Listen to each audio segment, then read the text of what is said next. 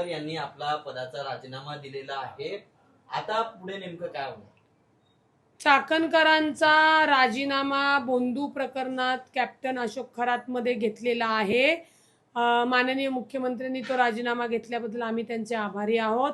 आता चाकणकरांना तातडीने तात्काळ अटक केली पाहिजे आणि या सेक्स स्कॅन्डलच्या शेवटच्या धाग्यापर्यंत पोचून या सर्वांना शिक्षा होण्यासाठी जी SIT स्थापन केलेली आहे, जे व्हिडिओ जे फोटो आहेत सगळ्यांची चौकशी होणं गरजेचं आहे.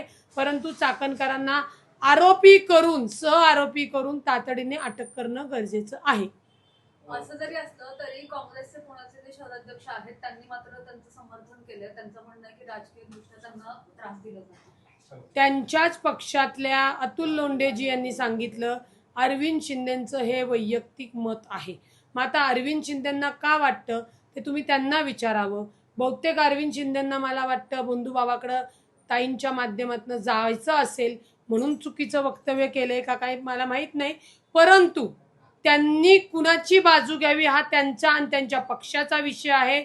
महाराष्ट्रातील माता भगिनींवर जो अन्याय अत्याचार बलात्कार झाले त्याला कारणीभूत राज्य महिला आयोगाच्या चाकणकर आहेत. त्याच्यामुळे त्यांना तातडीने अटक त्यांचा राजीनामा घेणं पहिलं होतं. त्याच्याशिवाय पोलीस चौकशी करू शकत नव्हते आणि आता तातडीने त्यांना अटक झाली पाहिजे.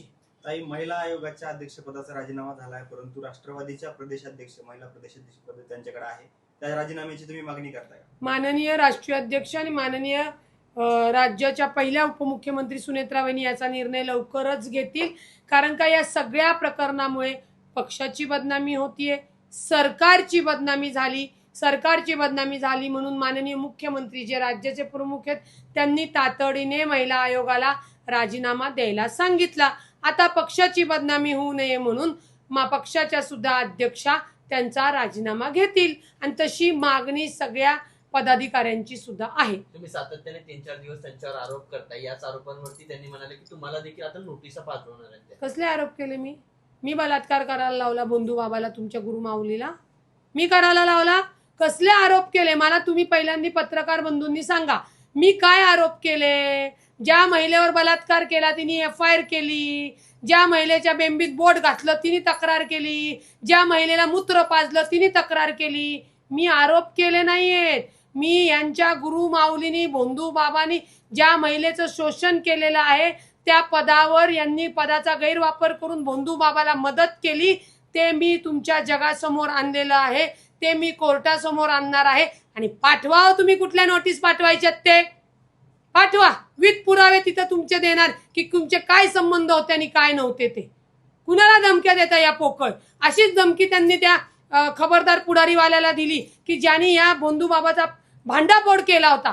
त्याच वेळी यांनी कारवाई केली असती तर आज एवढ्या महिला अत्याचाराला बळी पडल्या असत्या का? मी कारवाई करणार आहे. अक्कल आहे का डोक्याचा भाग? कीड लागलेली आयोगाची अध्यक्षा. चाकणकरांचं सुद्धा म्हणालेलं आहे काल राजीनामा दिल्यानंतर त्यांचं असं म्हणणं होतं की हे जे फोटोज आहेत ते 5 वर्षांपूर्वीचे आहेत. त्यानंतर त्या बाबाने काय केलं ते मला माहिती नाही, ते त्याचं वैयक्तिक आयुष्य होतं. बरोबर. आता तुम्हीच प्रश्न विचारला. 2016 पासून त्यांची ती गुरु माऊली आहे. 2016 पासून छत्री धरतात, पाय धरतात, अजून काय केक खायला घालतात. आम्हाला अडचण नाही. परंतु वर्षापूर्वी पुन्हा सांगते जेव्हा या बंधू बाबाचा भांडाफोड झाला तेव्हा त्यांनी त्याच्यावर कारवाई का नाही केली? तेव्हा तर तुम्ही आयोगाच्या पदावर होतात. तुम्ही पोलिसांना का नाही सांगितलं की याची चौकशी करून तातडीने अहवाल तुम्हाला द्यायला? त्यांना या सगळ्या गोष्टीची माहिती होती की त्यांचा गुरु माऊली बोंद्या बाबा हा महिलांच्या शरीराशी खेळतोय, विकृत चाळे करतोय, त्यांना शारीरिक शोषण करतोय, लैंगिक अत्याचार करतोय. हे माहिती असून सुद्धा राज्य महिला आयोगाच्या अध्यक्षा यांनी मूग गिळून बसल्या होत्या आणि पीडिताची बाजू न घेता त्यांनी या बंधू बाबाच्या बाजूने पोलिसांना सुद्धा पत्र दिलेली आहेत. गुन्ह्याचा तपास होऊ नये म्हणून दबाव टाकलेला आहे. आता त्याच्या पुढचा अजून विषय सांगते. जो व्हिडिओ व्हायरल होतोय ज्याच्यात त्यांच्या गुरु माऊली बंधू बाबाचा आणि त्या बाईचा काम क्रीडेचा जो काही प्रकार त्या व्हिडिओत चालू आहे, ती महिला शिर्डी पोलीस स्टेशनला जाते की माझा व्हिडिओ हा व्हायरल होतोय, तो व्हिडिओ व्हायरल करणाऱ्या पोराला आणा आणि मारा. याच्यासाठी कोण फोन करतंय? राज्य महिला आयोगाची कीड लागलेल्या चाकणकर बाई. कोणत्या अधिकारातनं केलं? संविधानिक पद होतं म्हणूनच केलं ना. का नाही तुम्ही त्या महिलेला सांगितलं की तुझ्यासोबत जर काही चुकीचं घडले किंवा नाही घडले, तू त्याची तिथं जबाब दे, त्याची माहिती दे. तपासामध्ये जाणीवपूर्वक चाकणकरबाईंनी अडथळा आणला फक्त आणि फक्त भोंदू बाबाला वाचवण्यासाठी. त्याच्यामुळे त्यांनी नैतिकतेच्या, कायद्याच्या तर त्यांना बुद्धीच नाहीये, त्यामुळे बोलूच नाहीये. आणि त्यांनी जे काय स्टेटमेंट केले त्याच्यावर तुम्हीही पत्रकार प्रश्न विचारतात. तुमचं तरी शिक्षण झालंय का नाही मला असं विचारावं असं वाटतं. कोणती बदनामी? तुम्हीच झाल्यात उघड्या, तुम्हीच भोंदू बाबाला मदत करताय आणि आमची कुठली बदनामी केली? आणि त्यातनं करायचं तर पाठवा नोटीस, आम्हीही बघतो कोर्टामध्ये दूध का दुधावर पाणी का पाणी. आणि त्यांनी जे सांगितलं की हा फोटो तो फोटो, द्या ना कोर्टामध्ये, होऊ द्या ना. तुमचा अनामिका कापलेलं जे काही फोटो आहे तो आमच्याकडं अचानक तर नाही आला. बर, तो फोटो नाही आला तर अनेक लोकांचे फोटो पोलिसांनी घेतलेले, त्या फोटोला तुम्ही काय करणार आहात? हीच भीती आम्हाला होती की त्या पदावर राहिल्या असत्या तर त्यांनी निश्चित हे सगळे पुरावे नष्ट केले असते. आणखी त्याचा फोटो होता समोर होता अनामिका कापलेला. हो, आमचेच प्रांत अध्यक्ष सुनील तटकरे साहेबांचा. मग मी तेच म्हणते ना, आता काय ही बोटं आम्ही कापायला लावली का? तुम्ही बोटं कापणार, तुम्ही आगोऱ्या पूजा करणार, तुम्ही नको ते उद्योग करणार, याच्यात कुठली बदनामी आली? याच्यात तुम्ही केलेली काळी कृत्य ही जगासमोर आली. तुम्ही त्या भोंदू बाबाला बलात्कार करायला त्याच्या कटात सामील होतात म्हणून तुम्हाला तातडीने आता अटक झाली पाहिजे. काल राजीनामा देताना त्यांनी पत्रात असं नमूद केले की स्वइच्छेने आणि वैयक्तिक कारणाने आपण राजीनामा देत असल्याचं त्यांनी नमूद. बरं, त्यांनी हसत हसत दिला आणि त्यांनी ते कारण दिलं. पटलं तुम्हाला कारण? कोणतं वैयक्तिक कारण होतं यांचं? यांचा गुरुमाऊली पकडला गेला हे कारण होतं? दुःख झालं त्यांना? कोणतं व्यक्तिगत कारण होतं? अहो, तुम्ही गुन्हेगाराला साथ दिली, तुमच्यामुळे महिलांवर अन्याय अत्याचार बलात्कार झाले म्हणून तुम्हाला राजीनामा तुम्हाला द्यायचे आदेश मुख्यमंत्री साहेबांनी दिले. पाय उतार केलं तुम्हाला. कुठली नाटंकी आणि नोटंकी सांगताय? तो बाबा बसलाय आतमध्ये जो तुम्हाला सांगणार होता की जा तिथं आणि हे कर, हे तुझं काम होईल. गेले ते दिवस ताई. ओ कीड लागलेल्या ताई, गेले दिवस. आता या, तुम्हाला फिरू देणार नाही महाराष्ट्रामध्ये. तुमच्यामुळे महिलांवर नको ते अत्याचार बलात्कार होऊन आमच्या महिलांचं मानसिकता बिघडली. आमच्या घरातले, महाराष्ट्रातल्या घरातले लोक आता महिलांना बाहेर पाठवणार नाहीत, लक्षात घ्या. काल राजीनामा दिल्यापासून एका सक्षम महिलेची राज्य महिला आयोगाच्या अध्यक्षपदी निवड व्हावी अशी मागणी होते. त्यामध्ये तुमचं देखील नाव येतंय. पक्षाने संधी दिली तर तुमची भूमिका काय असणार आहे? आधी मला या भोंदू बाबाच्या सगळं रॅकेट पकडून द्यायचंय, त्या गुन्हेगारांना शिक्षा द्यायची. राज्य महिला आयोगावर माननीय वहिनींना, कारण का ते खातं राष्ट्र, ज्यांना द्यायचंय जी योग्य असेल ती द्या, जिला कायद्याचं ज्ञान आहे, जी संवेदशील आहे.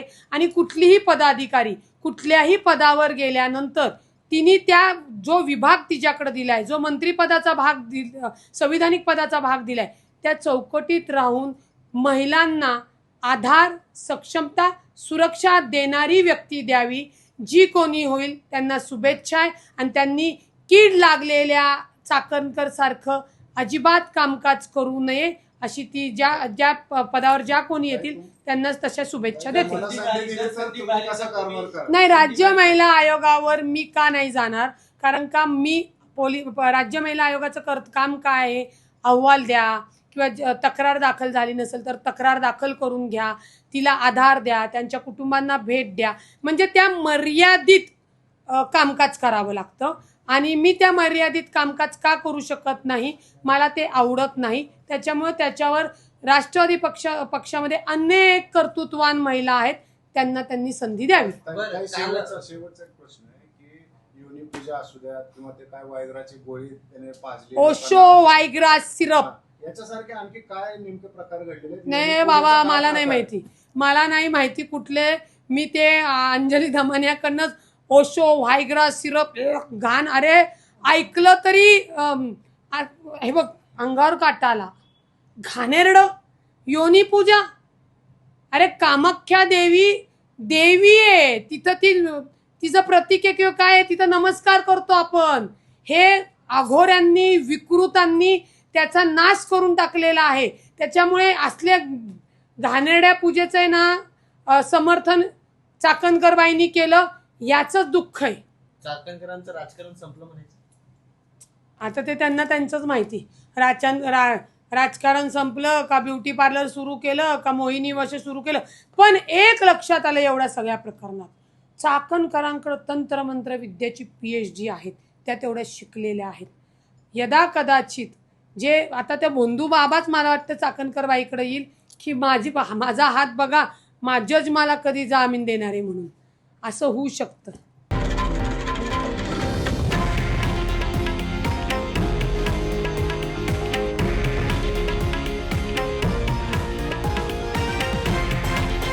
हे आहे देशातील नंबर 1 न्यूज नेटवर्क आणि आपण पाहत आहात TV9 मराठी, एकमेव.